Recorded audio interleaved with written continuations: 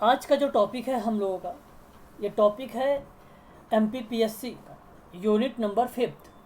ठीक है, unit number 5 में कहा गया है कि स्वयंसेवी संस्थानों का प्रबंधन के बारे में बात किया गया है और उसके नियमन के बारे में बात किया गया है। यानी NGO के मैनेजमेंट के लेकर चर्चा की गई है और प्लस में कि NGO के नियम क्या है उसको इन्वॉल्व किया गया है। तो दो तरीके से, एक कहा है कि केंद्र में और दूसरा कहा है कि राज्य के नियम, और साथ ही जोड़ा उसने कुछ अधिनियम को।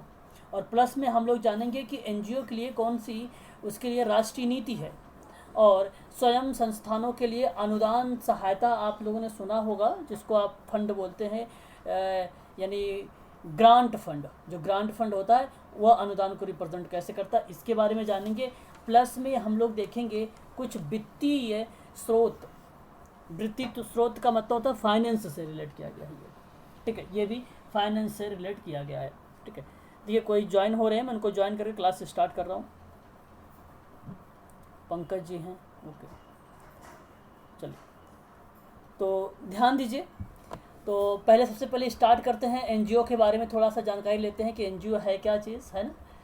अच्छा चलो, आप लोग में से कोई मुझे बताइए ज़रा, कोई बता सकता है क्या मुझे NGO की परिभाषा क्या है। NGO यानी यही NGO की अगर मैं बात करूँ पूरा नाम में तो इसको बोला जाता है नॉन गवर्नमेंट ऑर्गेनाइजेशन, यानी गैर सरकारी संगठन इसी को कहा जाता है। देखिए पहली चीज़ तो आपको मैं एक चीज़ बता दूं, आपने नाम एक सुना होगा स्वैच्छिक का। पहले थोड़ी सी बेसिक चीज़ों को आप लोग ध्यान रखिएगा, तभी आप इसको समझ पाएंगे अच्छे से। एग्ज़ाम में यहाँ से भी प्रश्न बनाए जा सकते हैं स्वैच्छिक जैसे शब्दों को लेकर आप लोगों से। ठीक है, तो जब कभी आपसे पूछे स्वैच्छिक तो आप याद रखना स्वैच्छिक एक प्रकार का संगठन है। ठीक है, एक प्रकार का संगठन, और यही संगठन का एक प्रारूप दिया गया है, एक नाम दिया गया है NGO का स्वैच्छिक में। ठीक है, ये आप ध्यान रखिएगा।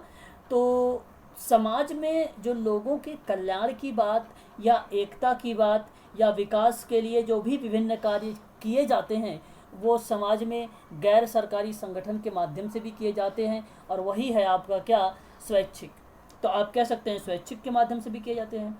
तो कहीं कहीं इसको अगर हम बात करें तो वॉलंटरी के नाम से भी जानते हैं, है ना, वॉलंटरी के नाम से। अगर आपको मैं बात करूं तो जो वॉलंटरिज्म है, वॉलंटरिज्म का मतलब होता है एक प्रकार से स्वैच्छिकवाद। ठीक है, और इसका एक लैटिन शब्द था। क्या शब्द था, लैटिन शब्द। ठीक है, कोई आ रहा है, मैं इनको ज्वाइन करता हूँ फिर मैं आपको बताता हूँ, वेट करिए थोड़ा सा।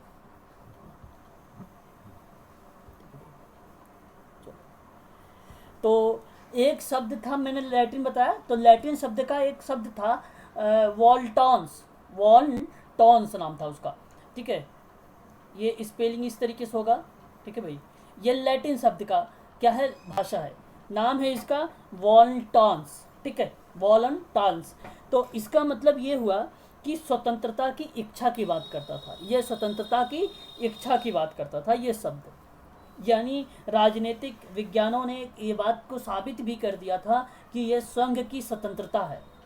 ये क्या है, ये संघ की स्वतंत्रता है, इसके रूप में इसने परिभाषित किया था राजनीतिज्ञ लोगों ने कुछ। और मैं आपको बता दूं, जब ये बात आती है संघ की स्वतंत्रता के लिए, तो आप जरा मुझे बताइए जो आपके सिलेबस में मेंशन किया गया है कि कुछ अधिनियम को लेकर, तो आप मुझे बताइए क्या भारत के संविधान के अनुच्छेद नंबर अगर 19 की मैं बात करूं तो क्या आपका ये जो शब्द आप देख रहे हैं वॉलंटांस का, क्या उससे रिप्रेजेंट नहीं होगा? ये बिल्कुल होना चाहिए, क्योंकि स्वैच्छिक का मतलब है जहाँ पे संघ की स्वतंत्रता की बात हो रही है।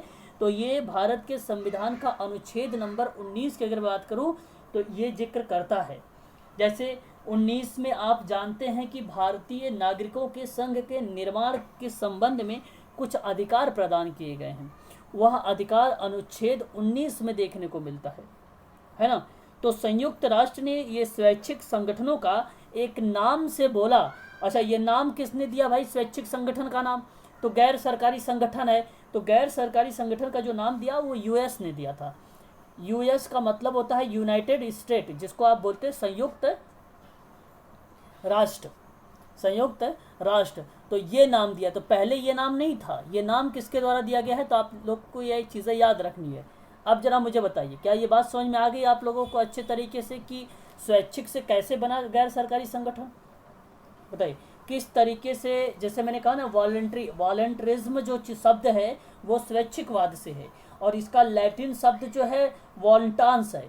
तो वॉल्टान्स लैटिन शब्द का इसका अर्थ ही बताता है स्वतंत्रता की इच्छा, और स्वतंत्रता की इच्छा ही ये जो शब्द है, यह संयुक्त राष्ट्र ने अपनी शब्दावली में स्वैच्छिक संगठनों की जगह पर गैर सरकारी संगठन शब्द का प्रयोग किया था। तो आप इतनी बात ध्यान रखिएगा। क्लियर हो गया इतनी बात? बताइए जरा एक बार, तो फिर मैं आगे पढ़ाता हूँ। बताइए, इसका ध्यान रखिएगा भाई। अच्छा, एनजीओ का अर्थ क्या होता है भाई? अच्छा ये देखो, एनजीओ का अर्थ के रूप में इसको अर्थ मत समझिएगा, इसको फुल फॉर्म समझिएगा आप। आशा है, इसका मतलब फुल फॉर्म होता है गैर सरकारी संगठन। अर्थ तो ये होता है कि एक निजी संगठन होता है। एनजीओ एक निजी संगठन होता है जो लोगों का दुख दर्द दूर करने, निर्धनों के हितों और संवर्धन करने, पर्यावरण की रक्षा करने, बुनियादी सामाजिक सेवाएं प्रदान करना और सामुदायिक विकास के लिए गतिविधि करना, यह क्रियाविधि करती है एनजीओ, जिसको आप पहले कहते थे स्वैच्छिक संगठन। अब जाकर इसका नाम बदल कर, यानी जो यूएसए ने कर दिया, जिसको आप कहते हैं अपने शब्दावली में जो प्रयोग किया गैर सरकारी संगठन, इसका शब्द का यूज़ किया गया। तो ये बेसिकली लोगों का दुख दर्द, यानी लोगों की समस्या का समाधान करता था। मनोसामाजिक समस्याएं बहुत सारी हो सकती हैं समाज में, तो उस समस्याओं का समाधान करने के लिए ये जो गैर सरकारी संगठन है ये करती थी, ग्रुप में भी करती थी और कम्युनिटी में भी करती थी। बेसिकली इंडिविजुअल में तब आता है जब गैर सरकारी संगठन से किसी एक मेंबर की पर्टिकुलर बात करे तो वो एक केस वर्क के रूप में आ जाता। तो गैर सरकारी संगठन है एक, इसके अंदर जो है बहुत सारे व्यक्ति होंगे, उनमें से एक व्यक्ति जो होता है, एक पर्सन पर अगर जब कोई काम करता है तो वो कहलाता है व्यक्तिगत कार्य। ठीक है, तो यहाँ पर बेसिकली यहाँ हम पढ़ रहे हैं गैर सरकारी संगठन, तो आप ध्यान रखिए कि ग्रुप वर्क और कम्युनिटी वर्क को रिलेट करिएगा। तो ग्रुप वर्क में ज़्यादातर ये फेमस है और साथ ही साथ कम्युनिटी वर्क में भी ये फेमस है। उसी के माध्यम से ये पर्यावरण की रक्षा करता है, लोगों को जागरूक करता है, लोगों की दुख दर्द को बांटता है, एक प्रकार से दुख दर्द को दूर करता है, प्लस में अगर बात करूँ तो निर्धनों की सहायता भी करता है। ठीक है, बहुत सारे इसके कार्य होते हैं, अभी हम लोग इसके बारे में भी देखेंगे थोड़ा, है ना। देखिए मैं थोड़ा ज्वाइन कर लेता हूँ भाई, कोई आ रहे हैं, है ना। चलिए, तो इतनी बात तो समझ गए होंगे आप लोग, है ना, तो अच्छी बात है। अब देखिए ये है क्या एनजीओ, थोड़ा पॉइंट टू पॉइंट मैं यहाँ पर लेकर आया हूँ आप सबके लिए। तो पॉइंट टू पॉइंट आप अगर पढ़ेंगे तो और अच्छे से आपको लंबे समय तक ये सारी कुछ चीज़ें जो हैं याद भी रह सकती हैं आप सबको, है कि नहीं। तो देखिए यहाँ पर अगर मैं बात करूँ आपसे, तो कह रहा है कि वे गैर लाभकारी होते हैं, अर्थात वे लाभ का वितरण अपने मालिकों और निर्देशकों के बीच नहीं, बल्कि प्राप्त लाभ को संगठन के रूप में लगाना होता है और किसी सार्वजनिक उद्देश्य को लक्षित होता है। अब देखो मेरी बात को समझिएगा, जो ये स्वैच्छिकवाद है, इस स्वैच्छिकवाद का जो शब्द जो लैटिन भाषा में बताया गया, वह एक प्रकार से क्या बताया गया था, वांटास को लेकर बताया गया था, जिसमें स्वतंत्रता की इच्छा की बात की गई थी। तो उसी के परिप्रेक्ष्य में ये लाभकारी की बात भी करता है। तो गैर लाभकारी का नाम भी इसका है। तो आपको अगर कभी एग्जाम में मिले गैर लाभकारी, तो आप तुरंत सोच लेना कि ये एनजीओ की बात कर रहा है। गैर लाभकारी किसी और चीज़ों में नहीं होगा भाई, बात को ध्यान रखिएगा आप लोग। ठीक है, गैर लाभकारी जो होगा एनजीओ में ही होगा, वो किसी अदर चीज़ों में नहीं होगा, इस चीज़ का आप ध्यान रखिएगा। तो ये कहता है कि मालिक और निर्देशकों के बीच नहीं होता है इसका लाभ के बारे में जो अगर मैं बात करूँ बेसिक उद्देश्य के बारे में, तो यहाँ पे जो एनजीओ का मालिक हो और जो इंस्ट्रक्शंस दे रहे हैं इनके बीच नहीं होता है, बल्कि ये बात उनके बीच होता है जो सार्वजनिक तरीके से होता है। जो लोग समुदाय में और समूह में लोग रह रहे हैं उनका हित करने की बात करता है ये एनजीओ, उनको समाज की मुख्य धारा से जोड़ने की बात करता है एनजीओ। तो कहता है यही कारण है कि गैर लाभकारी होता है। और गैर लाभकारी के कहने का मतलब है कि मालिक और निर्देशकों के लिए गैर लाभकारी हुआ है, बल्कि लाभकारी हुआ है किसके लिए, ये अन्य लोगों के लिए, सार्वजनिक के रूप में हुआ है। बात समझ में आ रही है कि नहीं समझ में आ रही है, बताइए जरा। सिंपल सी बात है, ज़्यादा इसमें कुछ टफ है ही नहीं, है ना। आप सरल तरीके से इसे समझ भी सकते हैं भाई। ओके भाई, बताइए यार। हाँ, बहुत कुछ इसमें नहीं चीज़ें हैं कि आप उसको सोचें कि बहुत बड़ी चीज़ है, ऐसा कुछ नहीं। देखो आप लोग ये भली भांति तरीके से भी जानते हैं, अच्छे तरीके से जानते हैं कि जो सामाजिक कल्याण की बात होती है, देखो, अगर आपकी जब कभी एनजीओ के बारे में पढ़ाया जाए तो आप तुरंत सोचो थोड़ा सा समाज कार्य के बारे में। तो समाज कार्य का मतलब हुआ कि एक प्रकार से एनजीओ जो काम कर रही है वो समाज कार्य के कल्याण के रूप में काम कर रही है। तो काम करेगी कैसे भाई वो? तो काम करती है कि कुछ व्यक्ति को या कुछ समूह के रूप में या कुछ समुदाय के रूप में, है ना, ऐसे ही तो होता है भाई। तो ये आपकी बात सत्य तो हो जाएगी। दूसरी अगर मैं बात करूँ जैसे कि यह जो एनजीओ है किस रूप में काम कर सकती है, तो गरीब दीनहीन की सहायता करती है, यही तो काम है एनजीओ का। ठीक है भाई, ये काम करती है, लोगों को सार्वजनिक तरीके से वो क्या करती है, वो समाज की मुख्य धारा से जोड़ती है।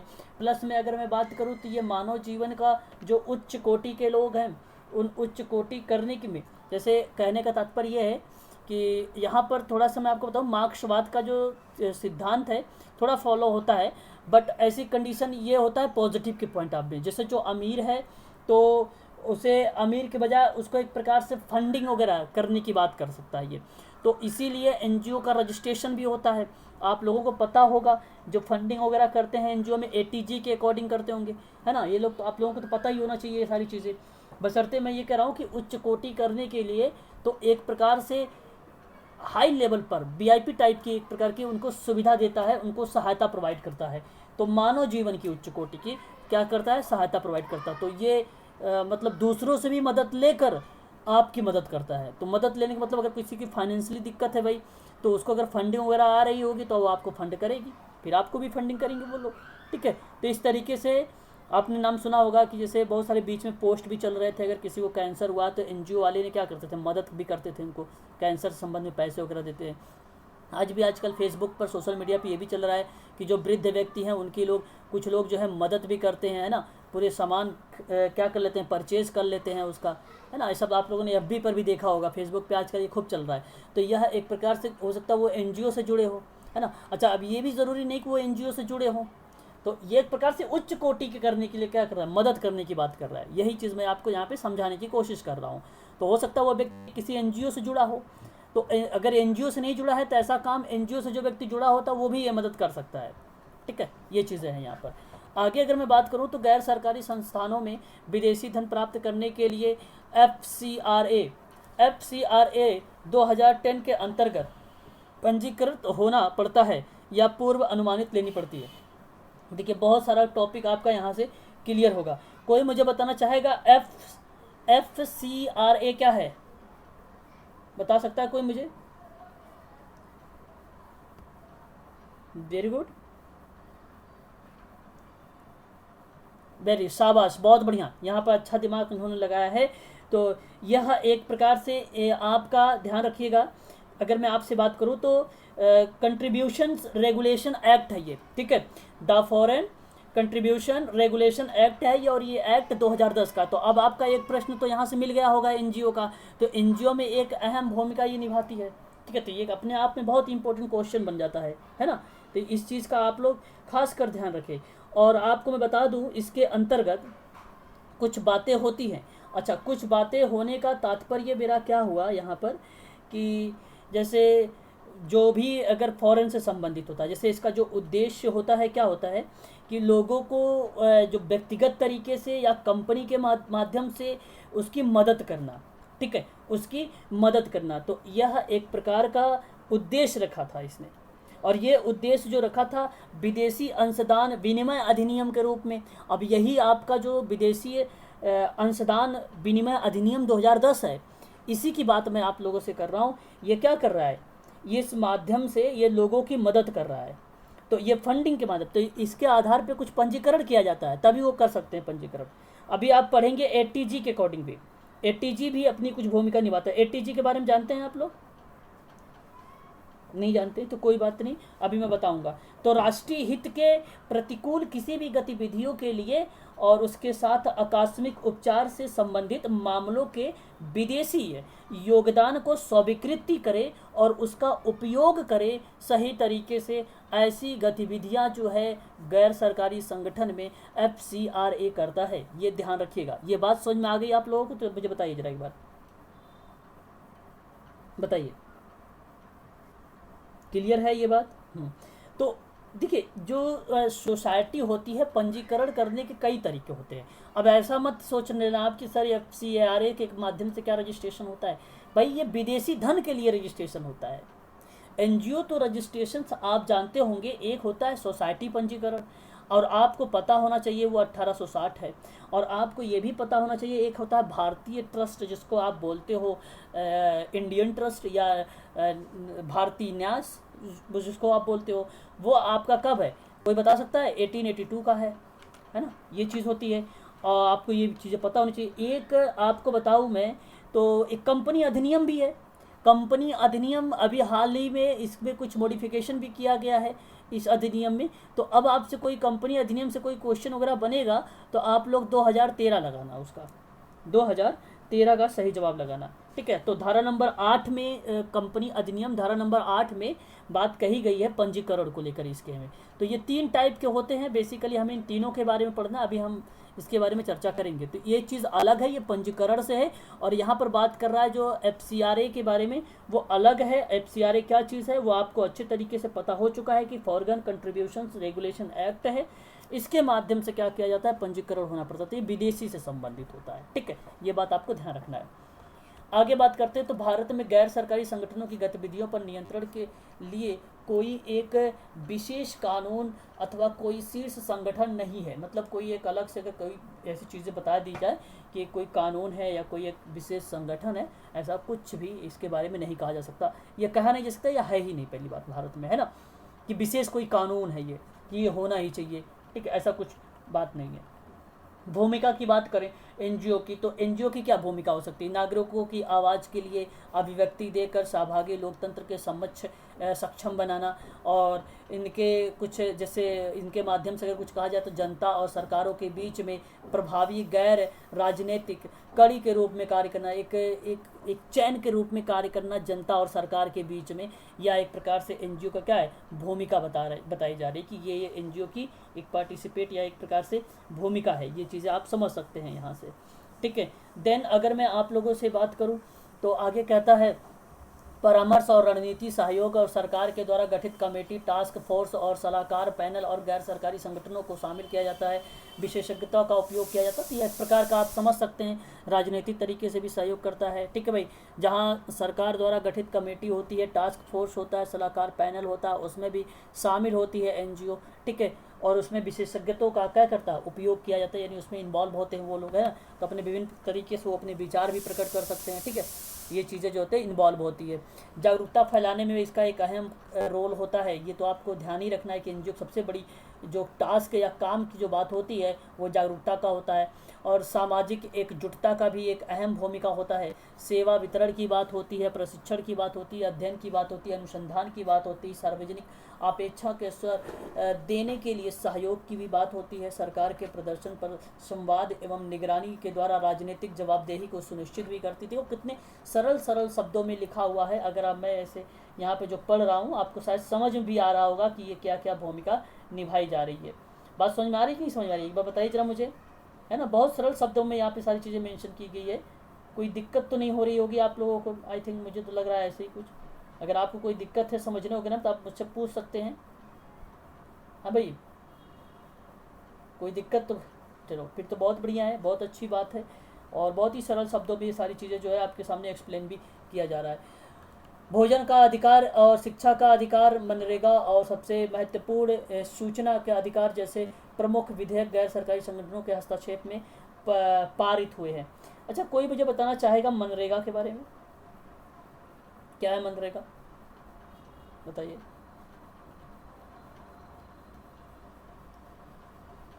बताइए जरा मनरेगा क्या हो सकता है भाई, मनरेगा। हाँ बताइए, बोलिए बोलिए बोलिए। ठीक है, मनरेगा जो है ना, मनरेगा वही है जो महात्मा गांधी राष्ट्रीय, ठीक है, महात्मा गांधी राष्ट्रीय ग्रामीण रोजगार गारंटी अधिनियम है जो भारत में लागू किया गया है। और आप भली भांति तरीके से इस मनरेगा से परिचित भी होंगे। ये बहुत इम्पोर्टेंट है मनरेगा, जो कि आप लोगों से प्रश्न भी पूछा जा सकता है मनरेगा से।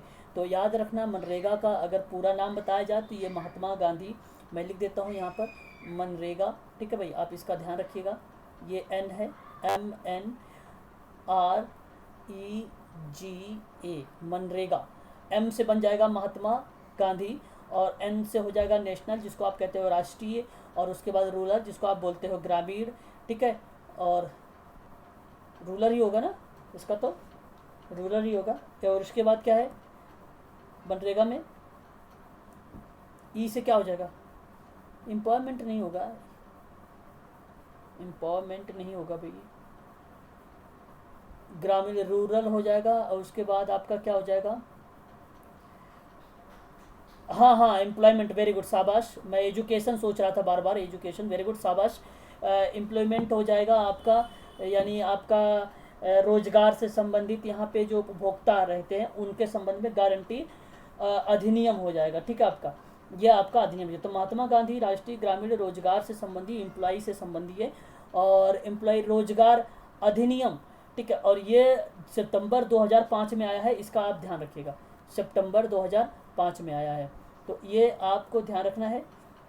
और इसमें विभिन्न तरीके से जो है बहुत सारे ऐसे काम हुए थे। एक यूजीसी में एक बार प्रश्न भी पूछा गया था कि कितने ग्रामीण परिवारों से कितने वयस्क सदस्यों को जो है कितने दिन का कार्य दिया जाता है, तो इसमें एक बार यूजीसी में प्रश्न पूछा गया था। तो ये कितने दिन का कार्य को लेकर, तो याद रखिएगा 100 दिन का कार्य के बारे में बात की गई थी। और 220 रुपये की अगर मैं बात करूं तो यह एक न्यूनतम मजदूरी के बारे में जिक्र किया गया था। ये इसके बारे में थोड़ा सा कुछ बेसिक जानकारी थी जो मैंने आप लोगों को मनरेगा के बारे में बताया है, तो ये चीज़ें आप ध्यान रखिएगा, ठीक है। तो यहाँ पर मनरेगा और सबसे महत्वपूर्ण सूचना का अधिकार के बारे में बात करूँ, जिसके बारे में आरटीआई का नाम आप लोगों ने सुना ही होगा, राइट टू एजुकेशन के बारे में। चलिए मुझे बताइए जरा आरटीआई क्या है,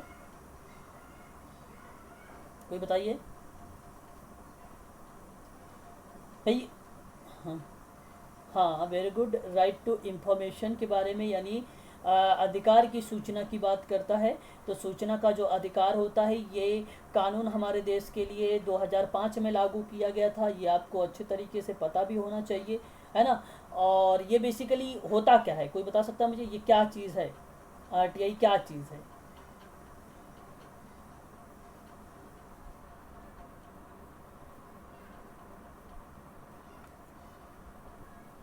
प्राप्त कर सकते हैं, वेरी गुड। तो मुख्य रूप से अगर मैं बात करूं तो जैसे कहीं पर अगर भ्रष्टाचार अगर हो रहा है या कहीं पर कुछ ऐसा गलत एक्टिविटीज़ हो रही है, सरकार कर रही है ऐसी एक्टिविटीज़, तो आप क्या कर सकते हैं, वहाँ पर आरटीआई जो है लगा सकते हैं। ये चीज़ें जो है उसके बारे में पूरी आपको इन्फॉर्मेशन दी जाएगी, आपको पूरी सूचना जो है सूचित की जाएगी। बाय द वे हो सकता है आपको शायद वो जानकारी ना हो, इस वजह से आपने क्या किया, आरटीआई लगाया है, राइट टू इन्फॉर्मेशन एक्ट जो है लगाया है। तो ये बेसिकली ज़्यादा से अगर मैं बात करूँ तो जैसे आप कहीं पर किसी भी इलाके में हो तो आप वहाँ पे लगा सकते हो, राशन की दुकान में भी लगा सकते हैं, हॉस्पिटल, कॉलेज, स्कूल इत्यादि जगहों पर आप इसको क्या कर सकते हो, लगा सकते हो आरटीआई। तो कोई भी नागरिक लगा सकता है किसी भी सरकारी विभाग जानकारी प्राप्त करने के लिए। ज़रूरी ये नहीं कि आप सोशल वर्कर में ही हो तो सोशल वर्कर डिपार्टमेंट के बारे में ही नहीं, आप किसी भी डिपार्टमेंट में भी लगा सकते हो। ये अधिकतर एक आम नागरिक के पास ही होता है, और जो सरकार के काम और प्रशासन की बात करता है, जो पारदर्शिता को लाने का काम करता है, यह आरटीआई ही करता है। और यह एक प्रकार से बात करूँ तो भ्रष्टाचार के खिलाफ एक बहुत बड़ा कदम उठाने वाला एक्टिविटीज़ भी है ना, यह है एक प्रकार का। तो आप इजीली इसके बारे में समझ भी सकते हैं और जान भी सकते हैं, है ना। तो ये बहुत अच्छी चीज़ है आरटीआई के बारे में, ये आप ध्यान रखिएगा। 2005 आरटीआई 2005, तो इसका आप ध्यान रखिएगा फिर, ठीक है भाई। आगे बात कर लेते हैं नेक्स्ट पॉइंट पर। और यहाँ पर आप देखिए तो यहाँ पे कुछ चीज़ें कही जा रही हैं कि समाज कल्याण के मूल प्रशासन स्वयंसेवी क्रियाओं में देखा जा सकता है कि जिसमें से पिछले अनेक शताब्दियों में वर्तमान में जीवित रखा है। और स्वयंसेवी क्रियाओं का क्रियान्वयन हेतु एक व्यक्तियों के संगठन की आवश्यक होती है कि जिसमें स्वयंसेवी संगठन कहा जाता है। तो ये तो वही चीज़ें होगी जो मैंने आप लोगों को बताया भी था पहले भी इनके बारे में, कि एक स्वैच्छिक है जिसको आपने बताया था, जो वाल्ट्रिज्म लैटिन भाषा का है, वॉल्टास शब्द से लिया गया है, और इसका अर्थ होता है स्वतंत्रता या इच्छा, ठीक है, इससे लिया गया है, ठीक है। तो ये तो मैंने आपको शुरुआत में बता दिया था, आपको पीडीएफ में भी मिल जाएगा, है ना। और यहाँ पे देखिए हेराल्ड लॉस्की ने कहा है कि समुदाय की स्वतंत्रता को रुचिगत उद्देश्यों के वर्धन हेतु व्यक्तियों को इकट्ठा करने की मान्यता प्राप्त अधिकार के रूप में परिभाषित किया है। तो ये है आपकी एनजीओ। तो आप अगर एनजीओ को परिभाषित करने की बात करें तो आप ऐसे कह सकते हो कि समुदाय की स्वतंत्रता को रुचिगत उद्देश्यों को वर्धन हेतु वर्धन का मतलब होता है कि एज अ पॉजिटिव तरीके से, सकारात्मक तरीके से काम कर रहे हैं, संवर्धन कर रहे हैं आप, ठीक है, सर्वांगीण विकास की बात कर रहे हैं यहाँ पर, रुचिगत तरीके से भी व्यक्तियों के इकट्ठा होने की मान्यता प्राप्त कानूनी अधिकार के रूप में परिभाषित करता है ये। तो ये आपका हेराल्ड जो लॉस्की है इसकी परिभाषा बताती, ये है आपका कम्युनिटी ऑर्गेनाइजेशन की परिभाषा। भारत के संविधान में अगर धारा 19(1) और बा के अंतर्गत भारतीय नागरिकों के समुदाय बनाने का अधिकार भी प्राप्त किया गया है। आपने सुना भी होगा, जैसे बी का मतलब मैंने आप लोगों को एक तरीके से बताया भी था कि इसमें एक कमेटी होती है, एक सभा होती है। तो कमेटी और सभा बनाने का जो अधिकार होता है वह आपका अनुच्छेद में अगर बात किया जाए तो 19 में होता है, तो उसके अंतर्गत जो धाराएं आती हैं उसमें 1 के बा में आती है। तो ये बात आप ध्यान रखिएगा, ठीक है। और अभी मैं आप लोगों को पढ़ाऊंगा अनुच्छेद के बारे में, तो अनुच्छेद वहाँ पे क्लियर करूंगा। 19 जब अनुच्छेद पढ़ाऊंगा तो उसके अंतर्गत 2-4 बातें आएंगी, तो उसको मैं पढ़ाऊंगा आप लोगों को ट्रिक के माध्यम से, ठीक है।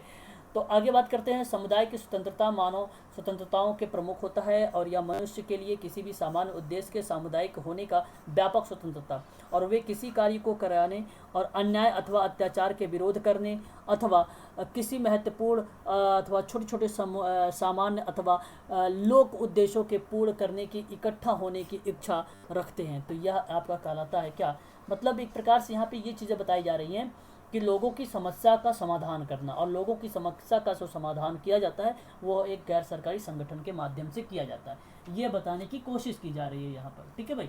तो ये चीज़ें हैं। अच्छा, कोई मुझे बताना चाहेगा कि आज के वर्तमान समय में राज्य का जो स्वरूप है वो कैसा है?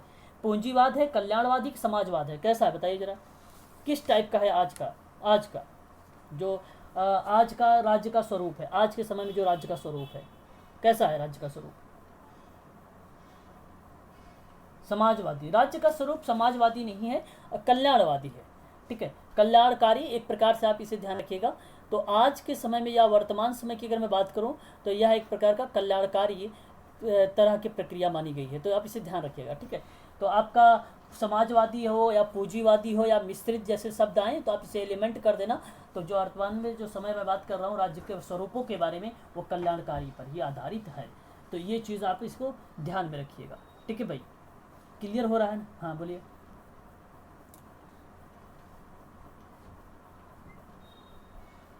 समाजवादी और कल्याणकारी में देखो, समाजवादी और कल्याणकारी की बात करें, देखो कल्याण का मतलब आपने क्या किया, किसी पर्टिकुलर व्यक्ति की कोई समस्या रही होगी, है ना। कल्याण, देखो कल्याणवादी और समाजवादी में आपको इतना सा अंतर समझना है कि जो कल्याणवादी है वो किसी पर्टिकुलर व्यक्ति की समस्या होगी। क्लियर, मेरी बात समझ में आ रही कि नहीं समझ आ रही है, बताइए जरा। हाँ, उस समस्या का आप समाधान करते हैं, वह आपका कहलाता है कल्याणवादी। समझ में आता है? कल्याणवादी क्या हुआ कि किसी पर्टिकुलर व्यक्ति की समस्या का अगर आप समाधान करते हैं तो वह आपका कल्याणवादी, जैसा जहाँ पर आप उसका नाप जोख यानी एक प्रकार से मापन एक्टिविटी करते हैं, वो आपका कल्याणवादी है। समाजवादी क्या होती है, आपने किसी एक पर्टिकुलर का बात नहीं कर रहे हैं, किसी पर्टिकुलर समूह समुदाय की बात नहीं कर रहे हैं, आप पूरे समाज के बारे में सोच रहे हैं, पूरा सर्वांगीण के बारे में सोच रहे हैं, तो वह आपका क्या हो जाएगा, व्यापक मूल्यांकन हो जाएगा, ठीक है। वो आपका व्यापक मूल्यांकन हो जाएगा, वो राज्य के स्तर के स्वरूप को नहीं माना जाता है। तो जो राज्य का स्तर का स्वरूप माना जाता है वो कल्याणवादी माना जाता है। अगर मैं केंद्र की बात करता तो शायद आप कहते समाजवादी, तो मैं उसको कुछ हद तक सही मानता, है ना, कुछ हद तक सही मानता, ठीक है। और सही भी है वो, क्योंकि उस केंद्र में आपका केंद्र में राज्य भी शामिल है, इनको इन्वॉल्व है वो चीज़ें, राज्य भी शामिल है ना। तो राज्य अलग है, केंद्र अलग है। आपको पढ़ा होगा आपने समवर्ती सूची क्या है, और एक सूची राज्य सूची है, एक सूची है संघ सूची है। तो पहले क्या था, राज्य सूची में शिक्षा थी और केंद्र में भी शिक्षा थी। तो उसने कहा कि भई ऐसा मत करो कि तुम भी शिक्षा का डिपार्टमेंट देखो, मैं भी एजुकेशन का डिपार्टमेंट देखूँ। तो इन लोगों ने हटाकर समवर्ती सूची में डाल दिया एजुकेशन को, ना राज्य में रहा ना संघ में रहा। तो यहाँ से भी कम हो गया, यहाँ से भी कम हो गया, अब पहुँच कहाँ गया अब, वो पहुँच गया आपका समवर्ती सूची में। तो समवर्ती सूची में दोनों लोग क्या होते हैं, भागीदार हो जाते हैं। और जो संघ में होगा तो उसमें इंटरफेयर नहीं कर सकता राज्य। तो ठीक उसी प्रकार से मैं आप लोगों को ये बताने की कोशिश कर रहा हूँ कि कल्याण जो होता है वो बेसिकली राज्य के स्वरूपों की चर्चा करता है, जहाँ पे सर्वांगीण की बात होती है समाजवाद की चर्चा करता है। बात समझ में आ गई? किसी ने पूछा था, बताइए जरा एक बार। तो ये चीज़ें हैं, ऐसे आप समझ सकते हैं आप। चलिए अब देखिए परिभाषा के बारे में। तो एक नाम आता है गैर सरकारी संगठन की परिभाषा में, लॉर्ड बेवरिज का नाम, और ये कहते हैं कि सही तौर पर गैर सरकारी संगठन एक ऐसा संगठन है जिसका आरंभ एवं प्रशासन इसके सदस्यों के द्वारा बाह्य नियंत्रण के बिना किया जाता है, चाहे इसके कार्यकर्ता वैतनिक अथवा अवैतनिक हो। अवैतनिक, अब देखो मेरे कहने का मतलब यहाँ पे कार्यकर्ता होना चाहिए, ठीक है, कार्यकर्ता होना चाहिए। कोई मुझे बताना चाहेगा भाई वैतनिक क्या होता है? ठीक है, वैतनिक क्या होता है? अच्छा जी, शाबाश।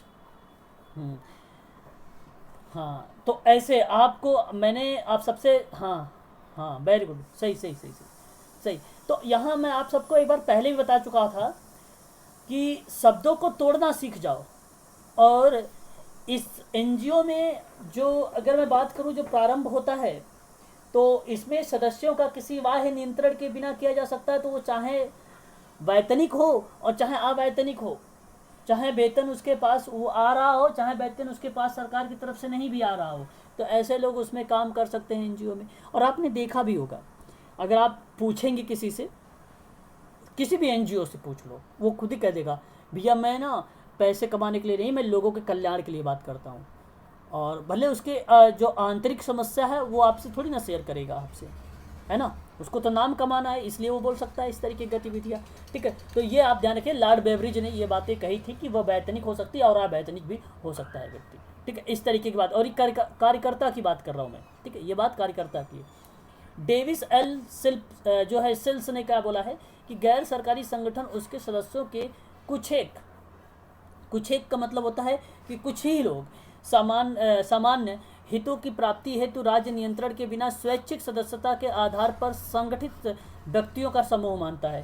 तो मतलब ये जो एनजीओ है ना, इसमें सदस्य जो होते हैं कुछ सामान्य हितों की प्राप्ति हेतु और कुछ राज्य के नियंत्रण के बिना स्वैच्छिक सदस्यता के आधार पर वो संगठित हो जाते हैं। और ऐसे व्यक्तियों का जो समूह होता है वो कहलाता है आपका क्या, वो गैर सरकारी संगठन कहता है। तो मतलब कहने का ये होगा कि सामान्य हितों से भी वो आ सकता है व्यक्ति, और या तो हो सकता है वो व्यक्ति एज किसी स्वैच्छिक, या स्वैच्छिक का मतलब होता है कि अपनी इच्छा से आ सकता है। तो अपनी इच्छा से भी कोई व्यक्ति आ सकता है, तो आ सकता है एनजीओ में। तो यह एक प्रकार की परिभाषा है, तो वो व्यक्ति भी आके यहाँ पे काम कर सकता है। तो इस तरीके के काम, और जिसे सामान्य हितों में वो काम तो करेगा, प्लस में वो नियंत्रण करेगा उन लोगों को भी जो स्वैच्छिक सदस्यता के आधार पर वो संगठित व्यक्तियों का समूह बनाया गया है, उनको भी ये मदद करेगा। तो ये परिभाषा बताते हैं डेविड एल सेल्स के अकॉर्डिंग की ये है एनजीओ की परिभाषा आपकी। ठीक है, और भी कुछ है। स्मिथ फ्रिडमैन की बात करूं तो ये कहते हैं कि ये जो एनजीओ है यह आपकी औपचारिक रूप में संगठित और सापेक्षिक अस्थायी द्वितीय समूह का एक कम संगठित और अनौपचारिक और अस्थायी और प्राथमिक समूहों से भिन्न होता है। मतलब यहाँ पर बात किया जाए तो इन्होंने कहा कि जो द्वितीयक एक्टिविटी है, जो द्वितीयक एक्टिविटी का मतलब ये हो गया आपका कि जो अस्थायी है वो आपका क्या है, वो आपका संगठित है, वो भिन्न नहीं, वो सापेक्ष है, उसके अनुकूल काम करेगा। बट अगर वो चीज़ें अनौपचारिकता के रूप में आ जाएगी तो वो अस्थायी हो जाएगा, तो प्राथमिक हो जाएगा, वो मुख्य हो जाएगा, जो अस्थायी हो जाएगा। जो अनौपचारिक हो जाएगा, जैसे कोई काम अगर आपको इमीडिएटली कोई चीज़ याद आ गई, कोई समस्या वगैरह उस एनजीओ के परिप्रेक्ष्य में, तो अचानक आप उसको प्राथमिकता देंगे क्योंकि आपका वो लक्ष्य हो गया, काम करने का तरीका हो गया, तो वो आपका अस्थायी है। और वह प्राथमिक हो गया तो वो मुख्य हो गया, और वह समूह से भिन्न हो गया क्योंकि वो समस्या ही अलग थी, डिफरेंट थी, इसलिए आपने उस पर फिर काम करना शुरू कर दिया। तो इस तरीके की बात आप देख रहे हैं। कौन से विद्वान जी हैं, और यहाँ पर स्मिथ और फ्रिडमैन हैं, ये बोलते हैं इसकी परिभाषा के बारे में। ठीक है, तो ये परिभाषा है, आप लोग देखे रहिएगा, इसको देख लीजिएगा। जो परिभाषा थी मैंने परिभाषा से आपको क्लियर कर दिया होगा कि ये क्या है। इतनी सारी पीडीएफ भी जो है पीडीएफ में आपको शेयर करूँगा, तो इतनी सारी जितनी भी परिभाषा है आप उसमें देख सकते हैं। ठीक है भाई, परिभाषा को, ठीक है ना। ये देखिए विश्व बैंक के आधार पे भी परिभाषा आ रही है। बताइए जरा, क्लियर हो रहा है ना, बोलिए। चलिए, ये सारी की सारी पीडीएफ जो थी उसी पर आधारित ही थी, परिभाषा पे ही थी। बहुत सारी परिभाषाएं हैं, आप यहाँ पर देख सकते हैं, है ना। तो ये परिभाषा पर ही आधारित थी। चलिए, और अच्छा, अब हम आपसे बात कर लेते हैं कि एनजीओ में जो एनजीओ होती है उसके कुछ कल्याणकारी रूप में देखा जाता है, कुछ संगठन के रूप में। और संगठन का रूप मतलब एक प्रकार से हुआ कि एजेंसी के रूप में देखा जाता है। तो एजेंसी के रूप में अगर देखा जाए तो एनजीओ में भारत में 3 तरीक़ों से खुद को एक कंपनी संस्था के रूप में रजिस्टर्ड कर सकता है।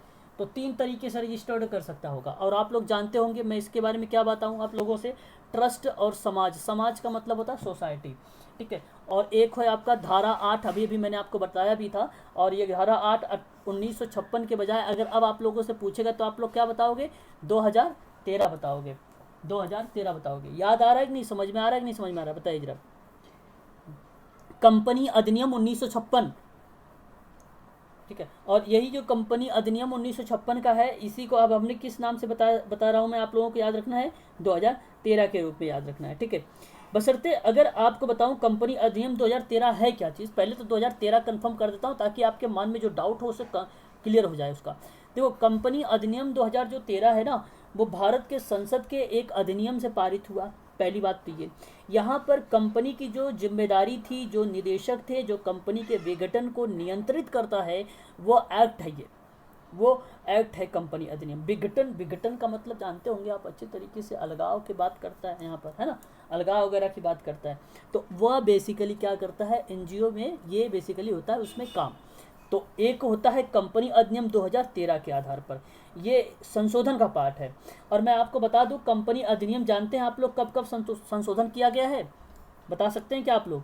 एक कंपनी अधिनियम जब आपका संशोधन किया गया था 2001 में, और एक जो कंपनी अधिनियम संशोधन किया गया था 2002 में।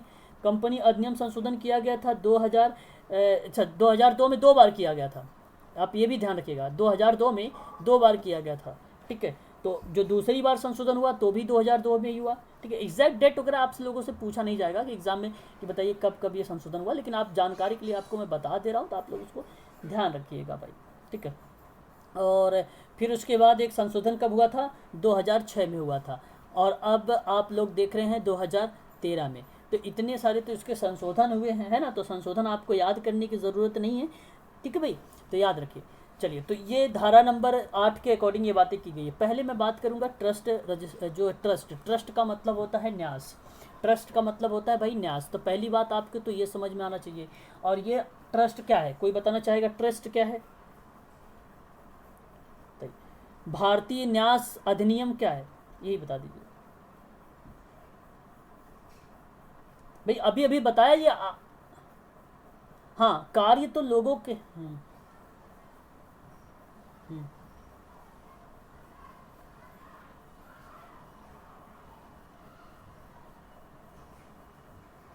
मतलब देखो व्यापक रूप में तो सारे काम करते हैं। देखिए मैं आपको बता दूं, अगर मैं यहाँ आपको बारे में इसके समझना है तो आप पहले इस अधिनियम में देखो क्या होता है ना, निजी धार्मिक, पहले मेरी बात को समझिए, निजी धार्मिक सार्वजनिक धर्मार्थ प्रयोगों के लिए धन की संपत्ति के प्रबंधन के लिए ये एक न्यास बनाए जाते हैं, ठीक है। किसके लिए, अब देखो समझ गए होंगे आप लोग, निजी धार्मिक सामाजिक सार्वजनिक, सामाजिक नहीं सार्वजनिक बोलिए, और धर्मार्थ प्रयोग के लिए धन संपत्ति के प्रबंधन के लिए एक न्यास बनाए जाते हैं, एक न्यास बनाए जाते हैं। ये तो आपको अच्छी तरीके से पता होना चाहिए। अब तो भाई बताइए, तो आप इसी के संबंध में भारत में जो सार्वजनिक और निजी न्यास के रूप में जाना गया, वो 1882 के अधिनियम को जाना गया था, 1882 के अधिनियम को जाना गया था, ठीक है। और इस अधिनियम में जो न्यास शब्द है, इससे ये अपेक्षा की जाती है इस शब्द में कि जैसे विश्वास वगैरह की बात कर चलता है। और विश्वास कहने का मतलब ये है कि उसकी स्थिति में न्यास की जो अधिग्रहण वाली एक्टिविटी है, अधिग्रहण की एक्टिविटी, उसको क्या करता है, उस पर ही काम करता है। जैसे व्यक्तिगत लाभ की बात कर लो तो ये एक प्रकार से क्या होगी, अधिग्रहण वाली बात होगी। व्यक्तिगत लाभ या मुनाफा कमाने का अगर मैं बात करूं ऐसी क्रियाविधि पर, तो लेकिन आप एक चीज़ ध्यान रखिए, ये है तो है न्यास, लेकिन न्यास तो कभी ऐसा काम नहीं करेगी, है ना। लेकिन आप ऐसी चीज़ों पर ध्यान से, अगर ऐसा में कोई व्यक्ति अगर ऐसा चाहता है कि अपना व्यक्तिगत लाभ के लिए, तो वहाँ से ये लाभ कमा सकता है, ठीक है, ये धन से। और क्योंकि भाई निजी सार्वजनिक आपने देखा भी होगा, सुना भी होगा कि पैसे जो लोग मंदिरों के लिए लेते हैं और लेके भाग जाते हैं, है ना। और कुछ इसी तरीके से अभी हाल ही में किस बैंक का इन्होंने लेके भागे, भाई क्या नाम था उनका, विजय माल्या, है ना। तो ये एक प्रकार से उन्होंने किस माध्यम से लिया था, विजय माल्या, तो ये एक प्रकार से राष्ट्रीय न्यास तो इसी आधार पे तो उनको दिया गया, विजय माल्या को। भाई नाम नहीं सुने आपने क्या? इतने सारे पैसे लेके भारत के भाग गए भाई, हैं? हाँ, तो ये एक प्रकार से इन्होंने एक देखो इसी तरीके से काम तो किया है ये राष्ट्रीय न्यास का। लेकिन ये न्यास कहता है कि भाई आप व्यक्तिगत तरीके से कोई काम नहीं करेंगे आप, ठीक है, व्यक्तिगत तरीके का आप कोई मुनाफा लाभ नहीं आप यहाँ पर ले सकते हैं, इसके बारे में बात किया गया था। लेकिन वो व्यक्तिगत तरीके से ले गया व्यक्ति, ठीक है। तो इस न्यास को चलाने के लिए खर्च का भुगतान की मांग भी की जाती है। न्यास के त्यागपत्र दिए बगैर, आप अवकाश प्राप्त किए बगैर आप कोई भी न्यास, न्यास का मतलब ट्रस्ट, ठीक है, अपने दायित्व का परित्याग नहीं कर सकता है। ट्रस्ट अपने किसका परित्याग नहीं कर सकता है? तो याद रखिएगा आप लोग, अपने दायित्व का परित्याग नहीं कर सकता है। तो ये आर्टिकल्स है आपका, अनुच्छेद है आपका, ये आप ध्यान रखिएगा इन सारी चीज़ों का, और ये इम्पोर्टेंट भी है। और भारतीय न्यास जो अधिनियम है ये सार्वजनिक धर्मार्थ उद्देश्यों के संबंध में है, सार्वजनिक धर्मार्थ को लेकर है, ठीक है। और इसका लाभ अगर मैं बात करूँ तो यह जो लाभ है ये सरकारी हस्तक्षेप नाम मात्र को ही माना जाता है, ये नाम मात्र को। तो न्यास की संख्या पर यहाँ पर रिप्रेजेंट नहीं की जाती कि न्यास की संख्या कितनी है। और वैधानिक स्वरूप देने की विधि जो इसकी मानी जाती है एज आ वो सरल तरीके से मानी जाती है कि यह एक वैधानिक विधि मानी जाती है। अब इसको समझिए जरा, मैं पढ़ाता हूँ, यहाँ पे देखिए जरा। ट्रस्ट तब बनते हैं जब संपत्ति और निवासी किसी भी संपत्ति को हस्तांतरित करता है और प्राप्तकर्ताओं की भलाई के लिए सार्वजनिक उद्देश्यों के लाभ के लिए अपने लाभ का प्रदान करना। तो देखिए यहाँ पर, अच्छा यहाँ ये मत समझिएगा कि अपने लाभ का मतलब तो फिर तो व्यक्तिगत हो जाएगा, तो व्यक्तिगत की बात नहीं होती है यहाँ पर, ठीक है। ये बात ध्यान सुनिएगा, सार्वजनिक उद्देश्य के अभ्यास पर बात हो रही है ना। कभी ऐसा मत सोच लेना कि आप व्यक्तिगत होगा, ऐसा कुछ नहीं। भारत का एक ट्रस्ट का रजिस्ट्रेशन करने वाले व्यक्ति का मुख्य उद्देश्य ट्रस्ट की संपत्ति का उपयोग बड़े पैमाने पर जनता के कल्याण को प्राप्त करने के लिए होगा और धर्मार्थ कारण को बढ़ावा देना। इससे पब्लिक चैरिटेबल ट्रस्ट को कहा जा, इसी का नाम है चैरिटेबल ट्रस्ट, इसी का नाम है। और इस ट्रस्ट का निश्चित लाभार्थी नहीं होता है, लेकिन जनता के आमतौर पर सामान्य लक्षण के साथ स्थापित ये होता है और न्यायालय के हस्तक्षेप के बिना विश्वास अटल होता है, ठीक है। तो ये चीज़ें हैं और ये आप जानते भी हैं, स्वैच्छिक संगठन। अच्छा मैं आपको बता दूं सिंपल शब्दों में, आप इसे ध्यान रखिएगा। जो राष्ट्रीय न्यास है ना, वो ज़रूरतमंदों की सहायता करेगा, पहली बात यहाँ से ध्यान रखिए। दूसरी बात, आप ये चीज़ ध्यान रखिए कि आप इसमें जो सदस्य होते हैं या जो लोग होते हैं, जो व्यक्ति होते हैं, अपनी आय का कुछ हिस्सा लोगों की भलाई के लिए देते हैं, तो ये आप ध्यान रखिएगा एक। और मैं अगर बात करूँ तो इसका जो मुख्य उद्देश्य होता है ये गरीबों की उसकी ज़रूरतों की आवश्यकता, जैसे गरीबी हो या अनाथ बच्चे हो, उन गरीबों को या अनाथ बच्चों को कपड़े देना, भोजन देना, शिक्षा प्रदान करना, ठीक है, बूढ़े व्यक्ति को दवा देना, चश्मा देना, छड़ी देना इत्यादि क्रियाविधि जो है आप न्यास ट्रस्ट के माध्यम से कर सकते हैं। ये सारी की सारी क्रियाविधि आप कर सकते हैं।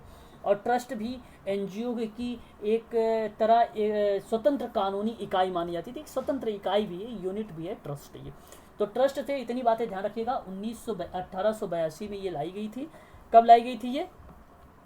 1882 में ना, हाँ 1882 में ये अधिनियम लाया गया था और ज़रूरतमंद को और गरीबों को सहायता करता था। व्यक्तिगत रूप से भी करता था, सामूहिक रूप में भी करता था, धर्मार्थ दृष्टिकोण के माध्यम से भी करता था और ज़रूरतमंद की सहायता करता था और लोगों की भलाई करता था। तो ये आप इतना शब्द इससे संबंध में ध्यान रखिएगा, ठीक है। ये ट्रस्ट का भूमिका हो जाती है यहाँ पर, ठीक है। बाकी आप देख भी सकते हैं, बहुत सारी डीप में सारी जानकारी आपको मिल भी जाएगी, ठीक है। आगे हम बात कर लेते हैं अब सोसाइटी रजिस्ट्रेशन के बारे में। आपने नाम सुना होगा सोसाइटी के बारे में। तो सोसाइटी क्या होती है भाई, कोई बताना चाहेगा? सोसाइटी का नाम सुना है? बताइए जरा, क्या है सोसाइटी? सोसाइटी रजिस्ट्रेशन, ठीक है, बताइए, बोलिए।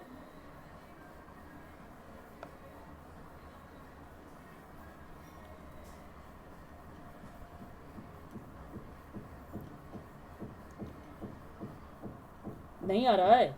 चलो मैं बताता हूँ फिर।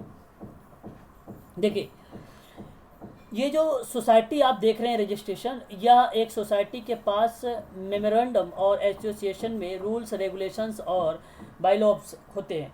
अच्छा, जो अगर मैं यहाँ पर आपसे बात करूँ, ये एक रजिस्ट्रेशन, जैसे आपने राष्ट्रीय न्यास के बारे में देखा, तो ये भी एक एक्ट के नाम से भी जाना जाता है, ये अधिनियम के नाम पे भी जाना जाता है। तो सोसाइटी बेसिकली एक से अधिक लोगों को समुदाय के रूप में भी हम कह सकते हैं, जिसमें सभी व्यक्ति मानवीय क्रियाकलापों के रूप में आ जाते हैं। तो मानवीय समाज को अगर बात करूं यहाँ पर, तो उनकी अंतः क्रियाओं पर एक प्रणाली के रूप में देखा जाता है। और ये भी क्या करता है भाई, ये भी सोसाइटी भी कल्याण का रूप में काम करती है। यानी सोसाइटी किसके रूप में काम करती है? कल्याण के रूप में। तो आप जानते होंगे कि भारतीय समाज पंजीकरण अधिनियम के रूप में जो जाना जाता है वो सोसाइटी रजिस्ट्रेशन ही जाना जाता है, वही है। और ये है 1860। बताइए, ये आपका क्या है? 1860 है। याद रखिएगा आप लोग।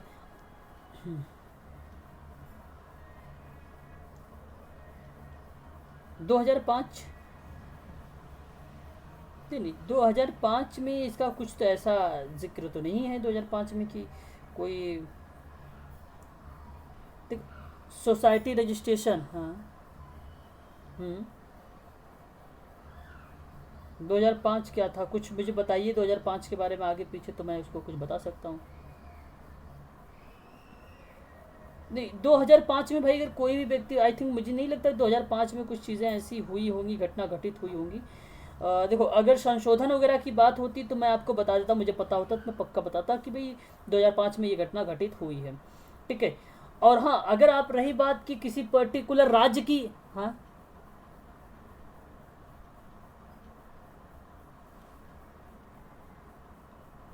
रेड कंपनी विनिमय अधिनियम। अच्छा अच्छा, नहीं नहीं नहीं, उसके बारे में बात नहीं कर रहे हैं, ये सोसाइटी के बारे में बात कर रहे हैं। देखो, अगर किसी पर्टिकुलर के बारे में, अगर सोसाइटी के रजिस्ट्रेशन के बारे में पूछा गया होगा तो किसी पर्टिकुलर राज्य के बारे में पूछा गया होगा।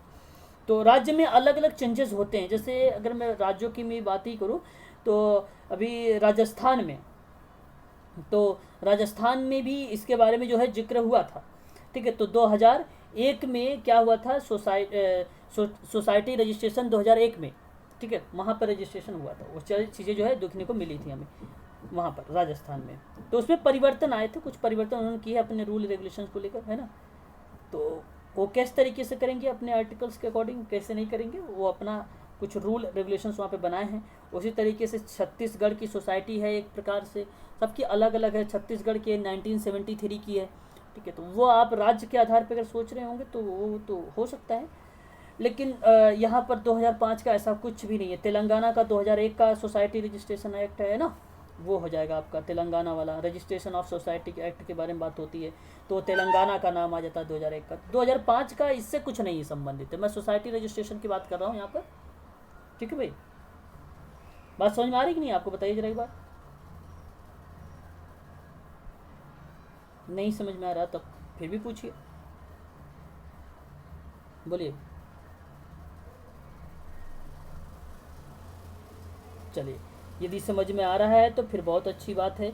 चलिए, हाँ, आपको अगर मिलेगा तो आप मुझे उसको शेयर करना, ठीक है भाई, कोई बात नहीं। चलिए, तो यहाँ पर हम बात कर लेते हैं। तो देखिए यहाँ पर क्या कर रहा है, तो 1860 यानी 1860 में ये रजिस्ट्रेशन हुआ, और इसमें कुछ विभिन्न बातें कही गई हैं विभिन्न तरीके से।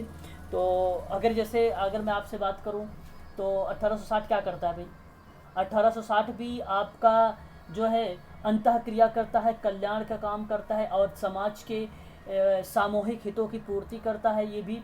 ठीक है। अच्छा, अब ऐसा भी ना सोचेंगे कि धर्मार्थ के कार्यों में ये इन्वॉल्व नहीं होता है, लेकिन मैं आपको बता दूं कि यह भारत का जो एक्ट है 1860 का, तो ये साहित्यिक और वैज्ञानिक और धर्मार्थ उद्देश्यों से भी ये जुड़ा भी है। ठीक है। तो ये उससे जुड़ा भी है, ये चीज़ आप ध्यान रखिएगा इसका भी।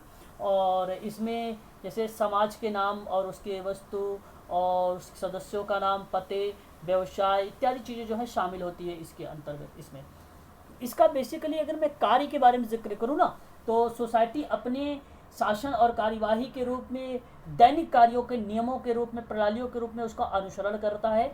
और जैसे उद्देश्य को प्राप्ति के लिए प्राथमिक अध्ययन करना सबसे पहला इसका काम होता है कि हम सबसे पहले क्या करें, अध्ययन करें। देन करता है कि लक्ष्यों को प्राप्त करने के लिए जनशक्ति की भर्ती करे और सही तरीके से काम किया जा सके। ठीक है, मतलब भर्ती की भी बात करता है लोगों की। ठीक है भाई, संविधान के प्रारूप तैयार करना और इसमें संघ का देखिए अब यहाँ पे संविधान का प्रारूप तैयार करना जिसमें संघ का ज्ञापन हो, नियम और विनियमन का होना।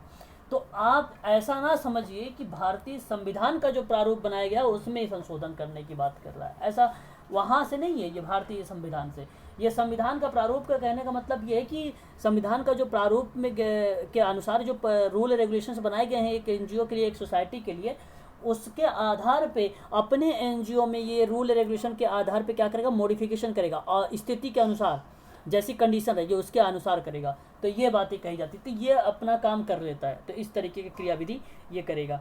ठीक है, और अगर मैं आगे बात करूँ आप लोगों से, तो एक जैसे कानूनी प्राधिकरण या अथॉरिटी की बात करूँ, सोसाइटी का पंजीकरण और रजिस्ट्रेशन की बात करूँ, तो ये सुनिश्चित करता है, रजिस्ट्रेशन के वगैरह भी क्या करता है, ये सुनिश्चित करता है। ठीक है, यह आपका 1860। तो ये सारी चीज़ें यहाँ पर आप देख सकते हैं। यहाँ क्या लिखा हुआ है कि ये एक सोसाइटी जो है MOA को बदलने, अपने उद्देश्यों के समय समय पर काम करने और बढ़ाने का मौका, और सोसाइटी का रजिस्ट्रार का सलाह समाज कोरम के बदलाव के बारे में सूचित करना चाहिए। तो यह एक प्रकार के उसके कार्यों के अंतर्गत ही देखे जाएंगे। ठीक है, तो ये सारी की सारी क्या है भाई, सोसाइटी है। ठीक है, अब हम बात कर लेते हैं यहाँ पर, देखिए धारा नंबर 8 की। जरा मुझे बताएंगे आप लोग कि धारा नंबर 8 क्या है, बताइए। ये कंपनी अधिनियम नहीं आ रहा है आपको, बताइए जरा। हाँ, कंपनी अधिनियम का ही पार्ट ये माना जा रहा है, शाबाश।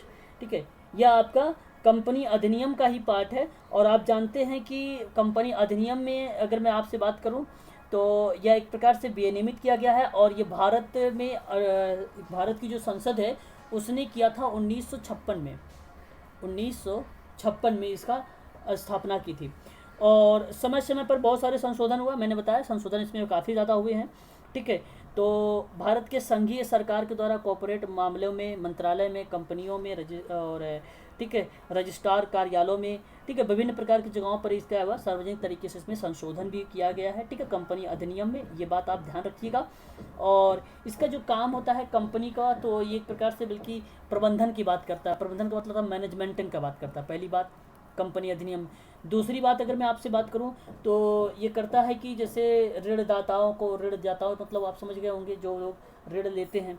ठीक है, और उनको वैधानिक हितों के लेकर विधिवत मान्यता और प्रबंधन का कर्तव्यों में उसकी क्या करना, उसके कर्तव्यों के प्रतिकूल ना होकर अनुकूल काम करना इसका एक मुख्य उद्देश्य माना जाएगा। ठीक है, और अपनी वार्षिक प्रकाशित जो तुलना पत्र है, जैसे जो रिपोर्ट वगैरह होती है वो वार्षिक मेरे क्या करता है, खातों के रूप में, जैसे अकाउंटिंग जो वित्तीय अकाउंटिंग है उसको क्या करता है, वो रिप्रेजेंट भी करता है, दिखाता भी है। तो कंपनी अधिनियम क्या करना है, एक प्रकार से लेखाकरण और लेखा परीक्षण करता भी है। तो अपने जितना भी खर्च वगैरह हुआ है ये भी दिखाता है कंपनी अधिनियम। ठीक है, ये सारी चीज़ें। और सार्वजनिक कंपनियों के प्रबंधन में लोगों के अपने कर्तव्य, और निजी कंपनियों को सार्वजनिक कंपनियों में एक प्रकार से अगर कोई उल्लंघन कर रहा है और उस उल्लंघन वाले व्यक्ति के साथ क्या किया जाएगा, एक्शन या कार्यवाही जो ली जाएगी वो कंपनी अधिनियम के ही आधार पर लिया जाएगा। ठीक है, तो ये बात हो जाती है इसमें। और इसमें अगर मैं बात करूँ तो कुल टोटल मिला जुला के इसमें जिम्मेदारियां निदेशक और विघटन से संबंधित जो भी क्रियाविधि होगी उसको नियंत्रित करेगी ये कंपनी अधिनियम के माध्यम से। उसको क्या करेगा, वो नियंत्रित करेगा। नियंत्रण का होने का मतलब ये हो जाता है ना कि सही तरीके से काम किया जा सके, उसमें सही तरीके से काम किया जा सके। तो इस तरीके की जो क्रियाविधि हो जाएगी इसमें शामिल हो जाती है। ठीक है, आप लोगों की। ठीक है, तो ये आपका ट्रस्ट से हो जाएगा। ठीक है, तो ये सारी चीज़ें आपको मिल जाएगी। अभी मैं PDF आपको शेयर भी करता हूँ। ठीक है, और देखिए यहाँ पे बहुत सारा इसमें कुछ धाराएं दी गई हैं, अलग अलग धाराएं दी गई हैं। अगर आप यहाँ पे बात करें 12A के अकॉर्डिंग क्या है, तो NGO का रजिस्ट्रेशन आवश्यक होता है। धारा 12A के प्रमाण पत्र अनिवार्य, जो रजिस्ट्रेशन नहीं होता है तो उसको रद्द कर दिया जाता है। ठीक है, उस मतलब काम कर रहा है और रजिस्टर्ड नहीं है तो उसके प्रमाण पत्र जो भी रहेंगे उसको रद्द कर दिया जाएगा। और धारा 12A के रजिस्ट्रेशन के तहत ही मुख्य कारण NGO की आय और आयकर से छूट और लाभ प्राप्त करने के संबंध में हो जाएगा। तो ये सारी की सारी जो क्रियाविधि हो जाएगी आपकी कंपनी अधिनियम के तहत में हो जाएगी। यहाँ से मैं आप लोगों से बताऊं कि कंपनी अधिनियम सोसाइटी और न्यास से संबंधित आप लोगों से इसके संबंध में उसके कार्यों को लेकर नहीं पूछा जाएगा। आप सबसे इतनी बातें पूछी जाएंगी कि इस अधिनियम का जो रजिस्टर्ड ये कब कब हुआ है और कहाँ अपनी भूमिका निभाता है, ऐसे प्रश्न बनाए जाएंगे। तो आप ऐसे प्रश्नों पर फोकस करें आप लोग, ठीक है, जहाँ से प्रश्न बनने की संभावनाएं हैं। जैसे आपको सोसाइटी रजिस्ट्रेशन 1860 हो जाएगा, नेशनल ट्रस्ट जो है 1882 हो जाएगा, और 1956 और 2013 का जो हो जाएगा वो कंपनी अधिनियम हो जाएगा। ये आपको ध्यान रखना है यहाँ पर। उसी के परिप्रेक्ष्य में जैसे स्वतंत्रता के बाद कुछ एनजीओ और भी आई थी, उस एनजीओ का आप लोग भी थोड़ा सा नाम याद रखिएगा, ठीक है। जैसे यहाँ पर मैं आपसे बात देखो, एक अधिनियम यहाँ पे एटीजी भी है, और एटीजी आयकर अधिनियम के धारा के अकॉर्डिंग बात करता है। अच्छा, पहले तो मैं आपको ये बता दूं कि जैसे स्वतंत्रता के बाद जो है स्वयंसेवी संगठन क्या कह रहे हैं, तो मैं आपको बात बताऊं एक चीज़। फ्रेंड, आपने नाम सुना होगा फ्रेंडली का नाम, फ्रेंडली का नाम सुना है, फ्रेंडली, फ्रेंड इन नीड का नाम सुना, ठीक है। फ्रेंड इन नीड सोसाइटी का नाम सुना है, बताइए जरा। ये एक बार एग्जाम में प्रश्न बनाया गया था कि नहीं बनाया गया था भाई? तो ये भी एक प्रकार की सोसाइटी। अब ये यहाँ से इस टाइप से प्रश्न बनते हैं। बाकी सभी लोगों को पता है एनजीओ क्या है, नेशनल ट्रस्ट क्या है, कंपनी अधिनियम क्या है, वहाँ से प्रश्न थोड़ी ना बनाए जाएंगे आप लोगों से, वो सबको पता है ना। तो आपको बता दूं, ये जो फ्रेंड इन नीड सोसाइटी थी वो 1858 की थी। तो एक चीज़ तो ये भी भारत के सामाजिक राजनीतिक आंदोलनों में से स्वयंसेवक के माध्यम से प्रयास किए गए थे ये। और स्वतंत्रता प्राप्ति से पहले की बात मैं कर रहा हूँ, कुछ स्वयंसेवी संगठन थे जो काम कर रहे थे एनजीओ के रूप में ही, उसका नाम दिया जाता था। तो एक ये था आपका, और ये था आप याद रखिएगा 1858 का, 1858 का। और एक था प्रार्थना समाज, वो भी एक प्रार्थना समाज भी इसी के तहत आ जाएगा आपका। सत्यशोधक समाज भी इसी के तहत आ जाएगा आपका। आर्य समाज भी इसी के तहत आ जाएगा, ठीक है।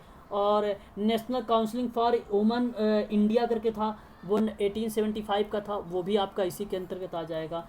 द इंडियन नेशनल कॉन्फ्रेंस था, वो भी आपका आ जाएगा, 1887 का आ जाएगा, ठीक है। तो इतनी सारी जो थी पहले के रूप में मैं बता रहा हूँ किस तरीके से एनजीओ काम कर रही थी, वो आप ध्यान रखना पहले क्या क्या चीज़ें थी और बाद में जो हुआ है वो क्या क्या चीज़ें हैं, ठीक है। 1856 का और आपका 1860 का और 1882 का और 1956 का, ये 3 चीज़ें याद रखिएगा। अब देखिए एटीजी का आपने नाम सुना होगा। एटीजी क्या है बताइए, कोई बता सकता है मुझे एटीजी क्या है? कोई बताना चाहेगा?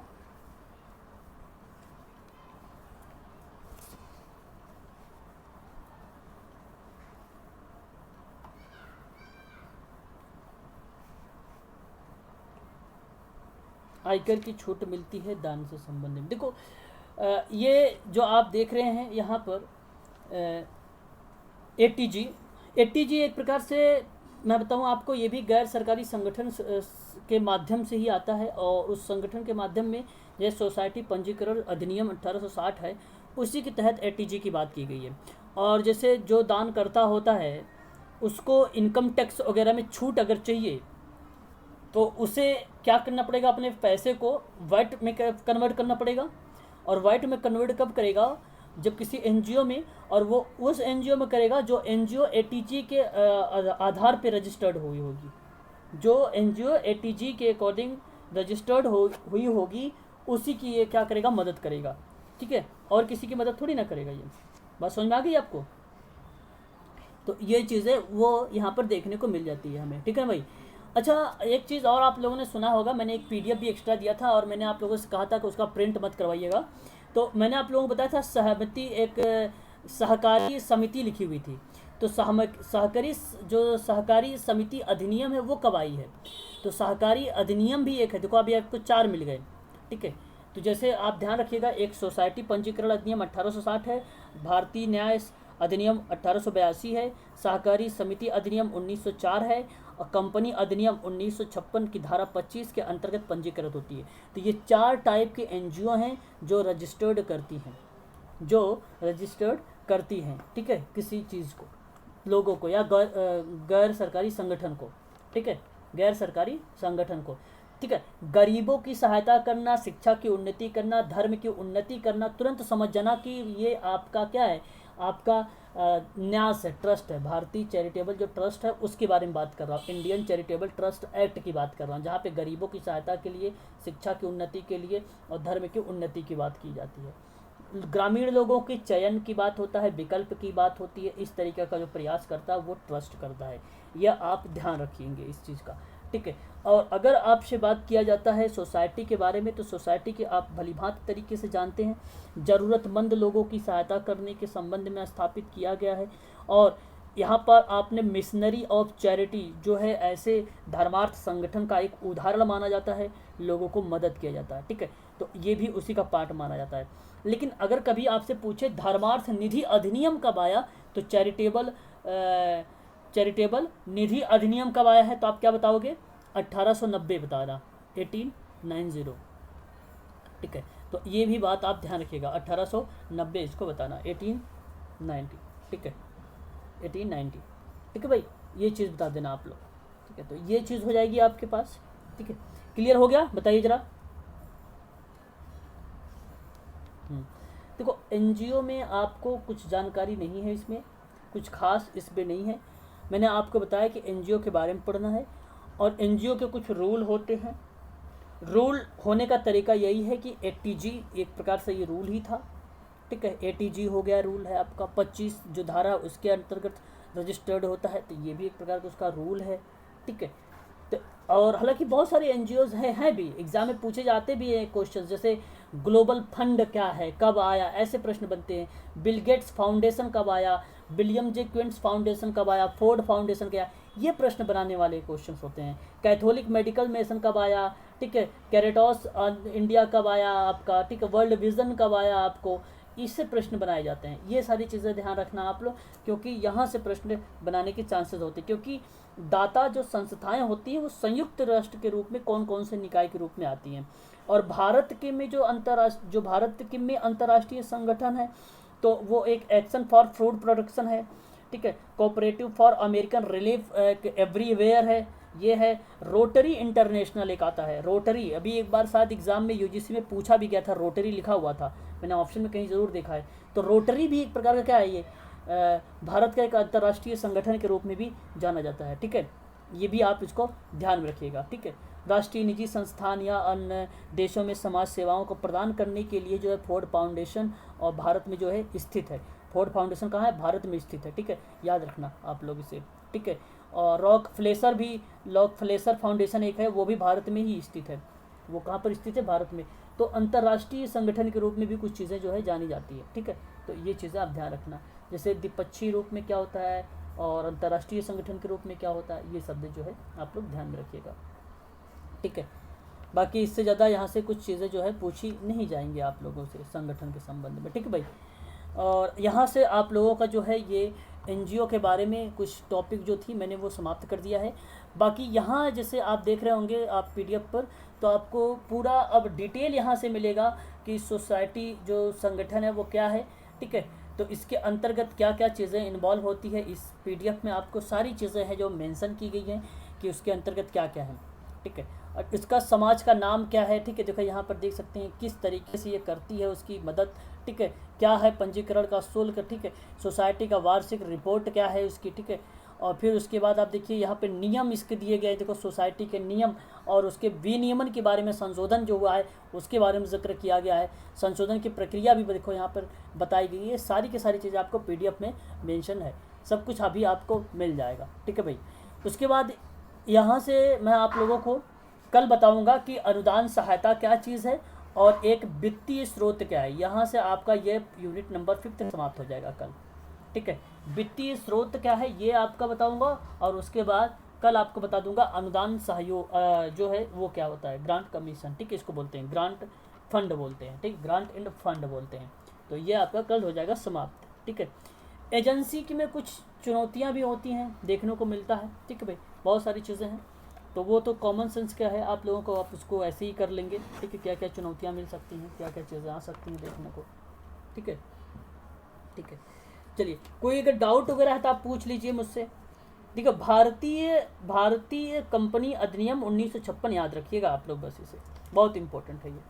और साथ में स्वैच्छिक कार्यों के जितने भी जो शैक्षिक संगठन है, जितने भी मैंने कार्य पढ़ाए हैं और जितने भी कार्य आप लोगों को बताए हैं, वो कार्य याद रखना आप लोग, वो टास्क याद रखना ज़रूरी है।